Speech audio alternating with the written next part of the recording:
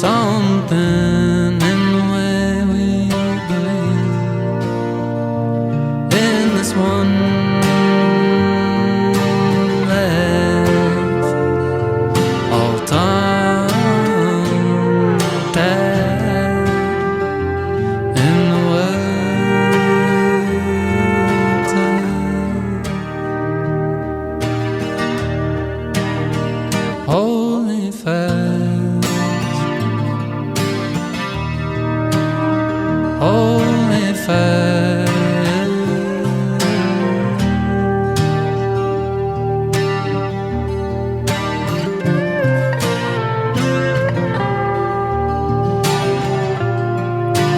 Light changing course,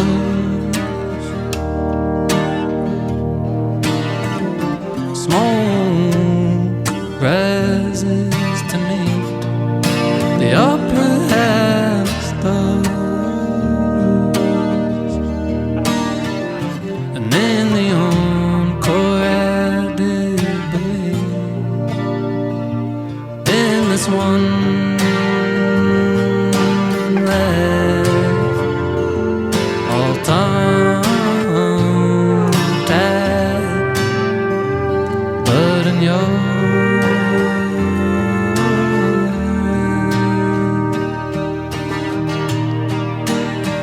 holy fast, holy fast,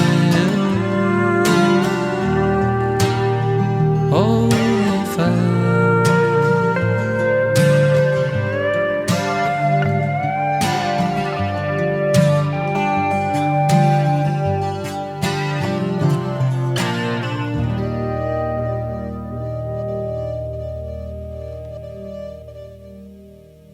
Dude, Adam, What's up, man? that was great, man. Hey, thank you. Thanks Thanks. for having us. Yeah, thanks for playing. You know? Yeah. So wait, tell me about that song. That was one wrote a little while ago. It was actually a guitar riff that I didn't all the way through right. It was a thing my buddy was messing around with late one night, and he was just leaving and was like doing this, as you can see, like in the thing, it's like a walk down thing. And I don't think he thought anything of it, but then I was like, oh, hold on, something might be there. So I remember before bed, I was just like trying to find something with it, and ended up having a little idea and then hashing it out note wise. Yeah. I used to go a little higher up the neck and end in a different spot, but we Yeah. found something that worked with like the variations and everything. Yeah. Kind of hash it out with him, which is fun. He's done that more than Yeah. once on my guitar stuff. Yeah. And man, like, yeah, I feel like so many of the ideas come from like the weird, random thing you do in passing that's like, Exactly. ooh, actually, I hear something. Yeah, like someone catches your Yeah. You watched the show Severance? No, I get that Okay. confused with the movie Arrival. Yep. I don't know why. Yeah, basically, so the music is incredible. Okay. But it all just centers on this like 4-chord progression that like Oh. nobody would ever think to do, but Yeah. it sounds so interesting. And it was just like this random obscure little passage in this demo of like this bigger body of work that the composer wanted to interesting. do. But then the director was like, actually just take that and like that's like Nice. the whole, so like the pretty Yeah. whole score is based on that. Yeah, sometimes the outside opinion is really useful because you're not quite sure like what should make the cut. Sometimes it's easier than you think Yeah. it should be. Like that's pretty easy line. Yep. And you can just make a whole song out of it. Yeah. So you're obviously a guitar player. Yes, that's true. And it's true. Yeah, I feel like you have like a really distinctive style of playing. You know, like obviously like alternate tunings and like just cool stuff like that. Dude, tell me more about how you started to find your voice with that. Yeah, I do think it's just a result of an unconventional learning of guitar. Yeah. Honestly, not that good at standard tuning. I'm not like some ripper guy. Standards, but I mean, least fluent maybe. There are plenty of them out there. Yeah, for sure. We don't necessarily need more of that. Absolutely. Yeah, I started with changing the tunings and like beating up the guitar with my hands and stuff. But a lot of fingerstyle stuff like Michael Hedges, Antoine Dufour. And yeah, I just liked the sound, all of the things that the guitar can do. So I kind of like dove heavy into that, but then pulled back. You know, it's a lot simpler now since writing songs. Yeah. I mean, people can do a lot and sing, but it doesn't always need it. So I just kind of find something like you were saying that perks your ear, something in the periphery that's like, what's there? Yeah. Just digging. I mean, honestly, yeah, I'll just say we have all these fingerstyle guitarists, and like so many of them, it's just like, okay, the guitar is the focus, Right. You know. What I love about your stuff is it's like it somehow like takes that like so much of the essence of that, but also it just pairs it with your voice, and like it like I don't know, it just really complements it well. Thank you. Just because like I mean. I feel like it's similar to like just playing bass in general. Like, you know, you can just play the notes, the root notes or whatever, or you can like make it melodic, but then a lot of people make bass melodic and it just oversteps, you know. Right. But totally. like, yeah, I feel like just hitting the sweet spot of like, yes, making interesting and melodic sounding guitar things happen. Yeah. You know, and then just pairing it with your voice and your melodies and that stuff. Oftentimes there is that melody or production ideas for a track within the guitar, and you know, just grabbing one thing and then if it was from the guitar with the voice, it goes somewhere else. Yeah. But a lot of the times some sort of ethereal thing is heard and try to bring that out, and it maybe it's not always ends up being directly from the guitar, at least sound wise, but yeah, a lot of the stuff is just finding that little thing that you can dig and expand. Totally. Yeah. So I guess like thematically, what was that song about? It's hard for me to know. I've come to find lately that I'm living into the things that I'm writing.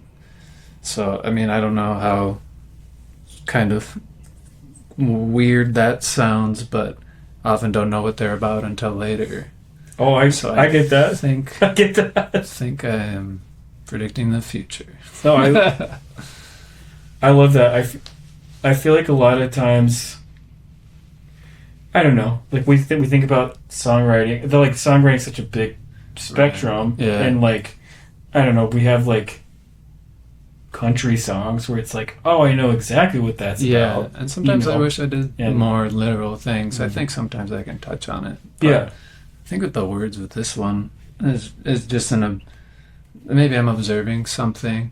I guess the words are kind of hinting at that, looking back for something someone had seen, like you catch a glimpse of something in this one life, and it's just like these little glowing points in life, and holy fires, I guess, is like the thing, and you can see it in the world around you can see it in someone's eye. But you know, these are haughty sort of topics. I think I'm taking like a big marble, trying to like chisel it into something with songs, and no one song I don't think is ever going to do it, but maybe eventually. And I mean, dude, just with your lyrics in general, I feel like so much of it is just about the sound of the words coming out of your mouth. Big time. Or even I don't know, like I just love the idea of, I mean, yes, we can use everything creatively, even just in the phonics of what we're saying. Absolutely. I was just talking about this with a buddy last night. Like, the words generally, they don't always matter. They can really throw you if they're maybe the wrong words, but I don't think like the meaning of a song has to be incredibly apparent if the sound of it is bringing you somewhere, or if it creates this sense of nostalgia for a thing you haven't experienced. But then again, as I'm finding, I am finding meaning for them later. So this one's pretty new, and still it's kind of amalgamous, kind of blob. Not sure yet. So I mean, I guess I'm just curious, like, when you sit down to write, especially like on the lyric side of things, like, how do you go about that? Yeah, I think I try not to be too precious about writing something at first because I know I'll probably go back and revise it. But I mean, it looks like a notebook and a pencil, and often we'll have the voice memo and just no words, but I'll have like the melody idea, and sometimes, like you were saying, just the phonics of the word will. I'll find the word closest to whatever thing I'm mumbling, and yeah, it's weird how that can create a meaningful song, but because the intention, maybe the feeling is there, but the intent for like what you're trying to say isn't, and so it's weird how it can turn into that. And it's really cool. Yeah, Part of what I love about songwriting is that. But oftentimes placeholders, words will just stay, and it's like totally. I have to just write around this. Oh. I'm sure you've experienced the same thing. Oh, yeah, and even just like, I mean, we spend, or I feel like just people when they're early on in their songwriting journey are,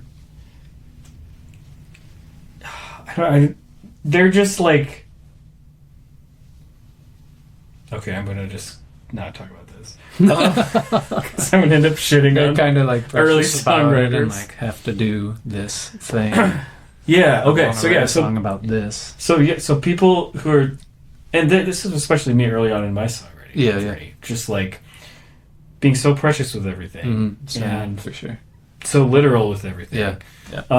But then just over time, just realizing like there actually aren't rules. Right. Like maybe for top 40 pop. Yeah, certain genres. There's, but like, I mean, for this, like, no, yeah, for sure, you could literally mumble, absolutely, and it would be fine. and I do. And you do. Yeah, and so like, I don't know, it is cool just when you start to get to the point where you feel like you can be an authority on what is passable or not. Absolutely, and even like it doesn't have to be like, oh, this is genius, right? Like, you know. Mm-hmm. And I mean, I think that's another thing that you probably learn along your journey is it's just like, it's okay for like a lot of the lines in a song to just be passable. Absolutely. You know? Yeah, because again, it might down the road, you might understand later why that was passable. Yeah. But totally, like, and that's really liberating too, to not have to know or be too precious about. Well, I have to write this song about my grandma or something, you know. Yeah. It is just like, you sit down to write a song, and it's like you could go 9 million different ways with verse 1 and then verse 2. Yeah. You know? And it's like paralyzing. Totally. But also like just start.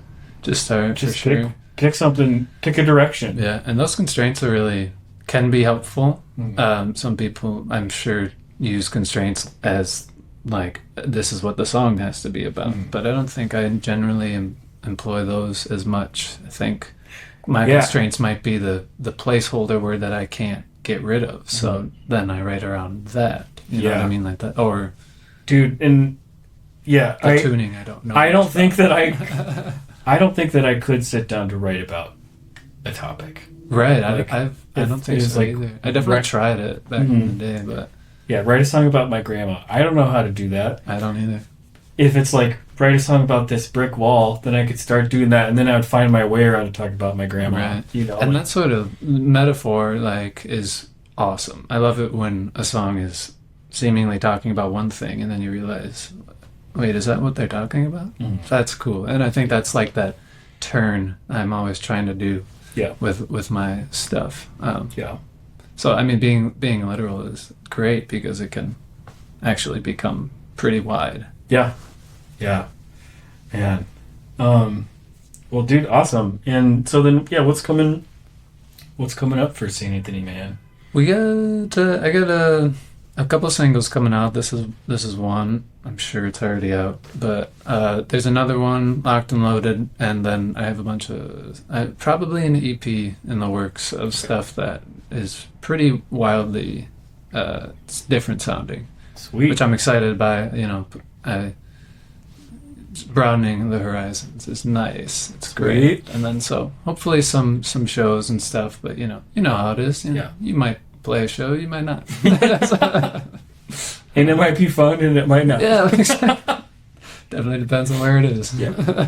Yeah. But yeah, we're putting a band solo together. You know, Jonah's here and got some other ideas for other arrangements coming down the pike. So Awesome.